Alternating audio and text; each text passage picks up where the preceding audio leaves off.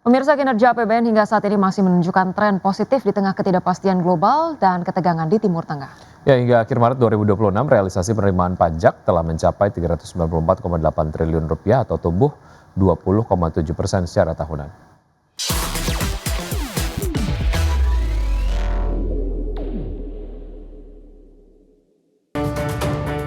Kinerja APBN hingga saat ini masih menunjukkan tren positif di tengah ketidakpastian global dan ketegangan di Timur Tengah yang berkepanjangan. Kinerja APBN yang masih positif ini menunjukkan strategi yang dilakukan pemerintah telah berdampak pada perekonomian nasional. Berdasarkan data Kementerian Keuangan, realisasi penerimaan pajak hingga Maret 2026 telah mencapai 394,8 triliun rupiah. Angka ini tumbuh 20,7% secara tahunan. Realisasi penerimaan pajak hingga akhir Maret juga setara 16,7% dari target APBN sebesar 2.357,7 triliun rupiah. Selain pajak, penerimaan dari kepabeanan dan cukai tercatat 67,9 triliun rupiah, kontraksi 12,6%, dan penerimaan negara bukan pajak terrealisasi 112,1 triliun rupiah, turun 3% dibandingkan periode yang sama tahun lalu. Dari sisi belanja, hingga akhir Maret 2026 realisasi belanja negara mencapai 815 triliun rupiah atau tumbuh 31,4% secara tahunan. Realisasi ini setara dengan 21,2% dari pagu APBN sebesar 3.842,7 triliun rupiah. Belanja pemerintah pusat menjadi pendorong utama dengan realisasi 610,3 triliun rupiah, yang ditopang belanja kementerian lembaga yang mencapai 281,2 triliun rupiah atau tumbuh 43,4%. Sementara belanja non-kementerian lembaga tumbuh 51,5% menjadi 329,1 triliun rupiah. Adapun transfer ke daerah relatif stabil sebesar 204,8 triliun rupiah atau kontraksi 1,1%.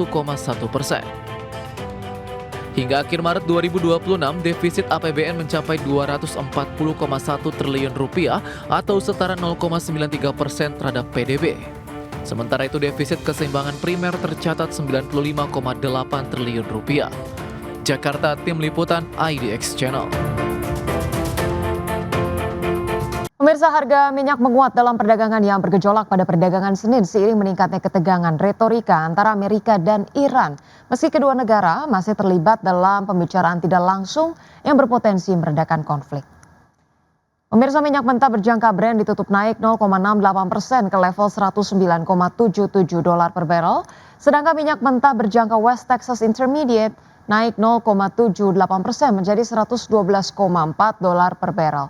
Adapun pemirsa, pergerakan harga minyak saat ini sangat dipengaruhi oleh situasi di Selat Hormuz, jalur pelayaran strategis yang dilalui oleh sekitar 1/5 pasokan minyak dan gas dunia. Penurunan harga secara signifikan dinilai baru akan terjadi apabila ada kesepakatan untuk menghentikan serangan sekaligus membuka kembali jalur tersebut. Sementara itu upaya diplomasi terus berlangsung di mana Amerika Serikat dan Iran diketahui menerima kerangka kerja perdamaian yang diajukan Pakistan. Namun Iran menolak membuka Selat Hormuz dalam waktu dekat, terutama setelah Presiden Donald Trump mengancam akan melancarkan serangan besar jika tidak tercapai kesepakatan hingga batas waktu pada Selasa 7 April.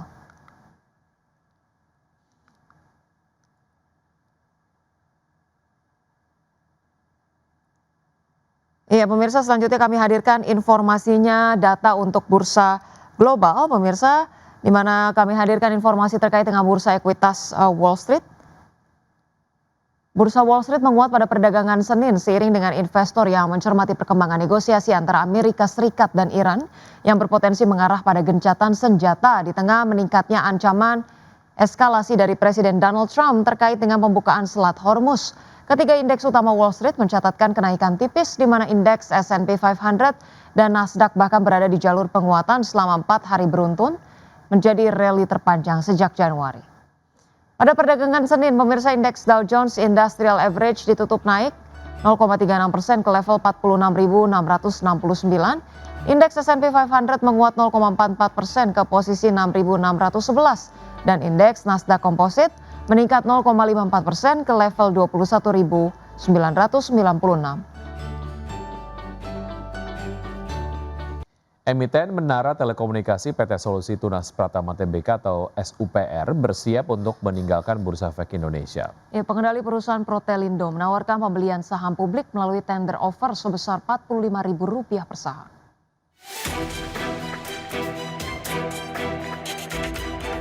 Emiten Menara Telekomunikasi PT Solusi Tunas Pratama Tbk atau SUPR bersiap meninggalkan Bursa Efek Indonesia. Pengendali perusahaan Protelindo menawarkan pembelian saham publik melalui tender offer sebesar Rp45.000 per saham. Rencana go private ini diumumkan manajemen SUPR dalam keterbukaan informasi Senin 6 April 2026. Langkah delisting diambil karena perusahaan belum memenuhi ketentuan minimum free float di bursa. Selain itu, strategi efisiensi dan restrukturisasi kepemilikan dalam grup menjadi pertimbangan utama untuk keluar dari pasar modal. Protelindo sebagai pemegang saham pengendali akan melaksanakan penawaran tender sukarela atau VTO untuk membeli saham publik. Harga yang ditawarkan sebesar Rp45.000 per saham, lebih tinggi dari nilai acuan rata-rata harga tertinggi selama 12 bulan terakhir yang tercatat sekitar Rp42.295. Namun rencana go private dan delisting ini masih harus mendapat persetujuan pemegang saham independen melalui RUU PSLB. Rapat tersebut dijadwalkan digelar pada 20 Mei 2026 di Jakarta. Hasil RUU PSLB akan menjadi penentu akhir apakah SUPR resmi meninggalkan bursa atau tetap menjadi perusahaan terbuka. Berbagai sumber IDX Channel. Pemirsa, Otoritas Jasa Keuangan mengungkap dampak jangka pendek usai dibukanya daftar saham dengan kepemilikan terkonsentrasi tinggi atau High Shareholding Concentration, di mana OJK menyebut dampak yang ditimbulkan diantaranya adalah outflow investor asing dan terjadinya peningkatan volatilitas di saham-saham tertentu. Implementasi pembukaan data daftar saham terkonsentrasi alias High Shareholding Concentration akan menimbulkan efek samping negatif berupa tekanan jual sampai hengkangnya investor asing. Namun Otoritas Jasa Keuangan menyebut hal itu hanya akan berlangsung dalam jangka pendek. Kepala Eksekutif Pengawas Pasar Modal, Keuangan Derivatif dan Bursa Karbon OJK Hasan Fauzi mengatakan, pihaknya memahami bahwa dalam upaya menuju struktur pasar modal yang lebih sehat ke depan, memang terdapat konsekuensi jangka pendek. Konsekuensinya antara lain risiko outflow asing dalam periode rebalancing investor global di tahap awal implementasi HSC. Sejalan dengan hal itu, ada kemungkinan terjadinya peningkatan volatilitas untuk sementara waktu. Fauzi mengatakan, meski ada konsekuensi jangka pendek, dinamika tersebut adalah fenomena atau respon yang bersifat transisional atau sementara dan menjadi bagian dari proses penyesuaian yang tidak bisa dihindari. Kami memahami bahwa dalam upaya dan proses reformasi integritas menuju struktur pasar modal kita yang lebih sehat ke depannya, memang mungkin dan dapat membawa konsekuensi jangka pendek. Dalam konteks ini, potensi dampak yang dapat muncul antara lain misalnya penyesuaian portfolio yang tentu serta-merta diselaraskan oleh para investor kita, baik investor domestik maupun global. Dan ini tentu berpotensi memicu tekanan jual untuk sementara waktu. Ada juga potensi outflow misalnya, pada periode rebalancing terutama di waktu-waktu awal ini.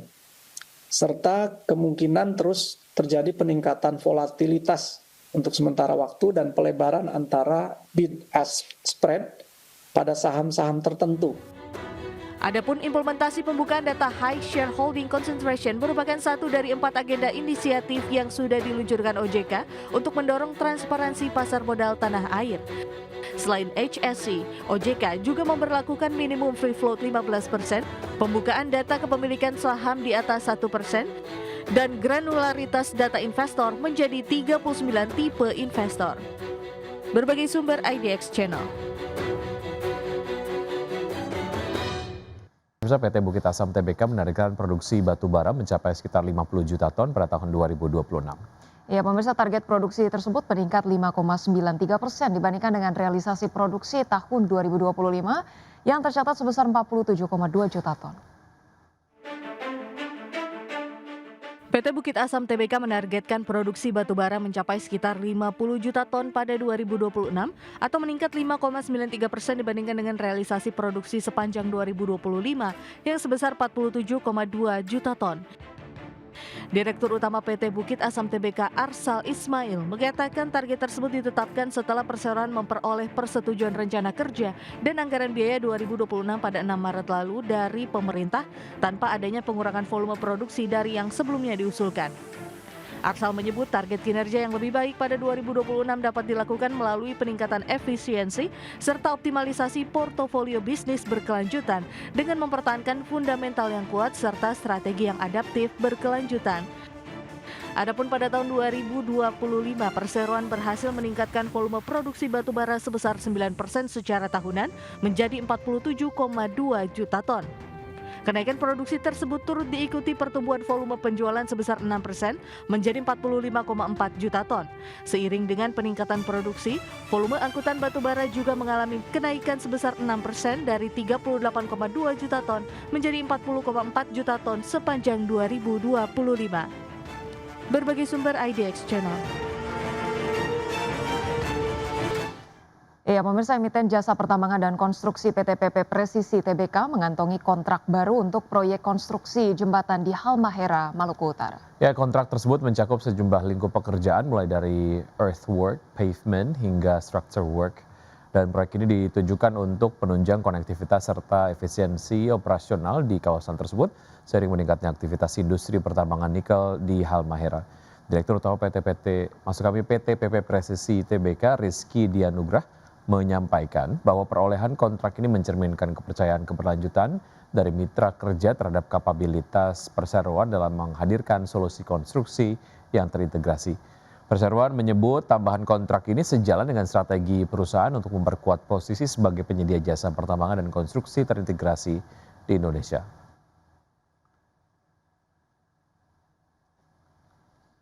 Pemirsa, kinerja APBN hingga saat ini masih menunjukkan tren positif di tengah ketidakpastian global dan ketegangan di Timur Tengah. Ya, hingga akhir Maret 2026 realisasi penerimaan pajak telah mencapai 394,8 triliun rupiah atau tumbuh 20,7% secara tahunan. Kinerja APBN hingga saat ini masih menunjukkan tren positif di tengah ketidakpastian global dan ketegangan di Timur Tengah yang berkepanjangan. Kinerja APBN yang masih positif ini menunjukkan strategi yang dilakukan pemerintah telah berdampak pada perekonomian nasional. Berdasarkan data Kementerian Keuangan, realisasi penerimaan pajak hingga Maret 2026 telah mencapai 394,8 triliun rupiah. Angka ini tumbuh 20,7% secara tahunan. Realisasi penerimaan pajak hingga akhir Maret juga setara 16,7% dari target APBN sebesar 2.357,7 triliun rupiah. Selain pajak, penerimaan dari kepabeanan dan cukai tercatat 67,9 triliun rupiah, kontraksi 12,6%, dan penerimaan negara bukan pajak terrealisasi 112,1 triliun rupiah, turun 3% dibandingkan periode yang sama tahun lalu. Dari sisi belanja, hingga akhir Maret 2026 realisasi belanja negara mencapai 815 triliun rupiah atau tumbuh 31,4% secara tahunan. Realisasi ini setara dengan 21,2% dari pagu APBN sebesar 3.842,7 triliun rupiah. Belanja pemerintah pusat menjadi pendorong utama dengan realisasi 610,3 triliun rupiah yang ditopang belanja kementerian lembaga yang mencapai 281,2 triliun rupiah atau tumbuh 43,4%.